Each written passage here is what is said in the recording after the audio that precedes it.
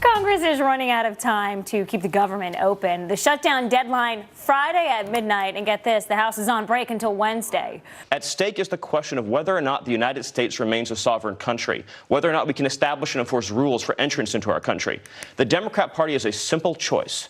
They can either choose to fight for America's working class or to promote illegal immigration. You can't do both. That's the argument from the Trump administration. We bring in Jessie Jane Duff of the London Center for Policy Research. Jessie, thanks for joining us. Good morning. Will the government shut down? Should it shut down? And will we even notice if it does? Well, first, I do think it will shut down, and yes, it should, because President Trump has made this a campaign promise. This is something that he was elected on, and there are millions of Americans that stand by him for this. Will we notice? I don't think we will, because several departments are already funded, such as Department of Defense and Department of Labor. So with that said, we're not looking at a significant amount of impact as we would be, particularly if your military is impacted by this. And should we be concerned? I think that a lot of these employees often are given the pay that they miss when there's been a government shutdown, because Congress has repeatedly authorized funding for them. So they haven't had the impact that many would think that the long-term impact could be on them financially. Yeah, but the optics of this look bad. You know, we elect lawmakers to not shut down the government, essentially. Yes. But, you know, the Democrats don't want to give the president a win to put another check mark against a campaign promise, build that wall. They already agree. It was in February, 44 Democrats voted for $25 billion for the wall. So this isn't about the money.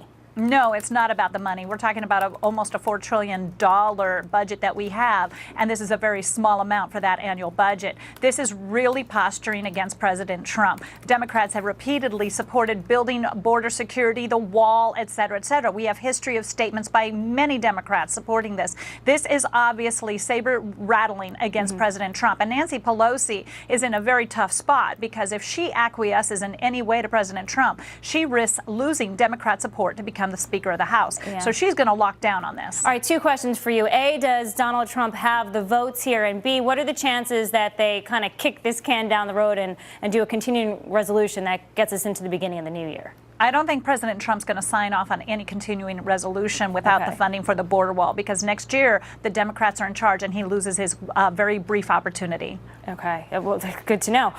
What are the chances that the president says, okay, let's give a deal for the Dreamers, a deal on DACA and the wall? Do you think the Democrats take that up?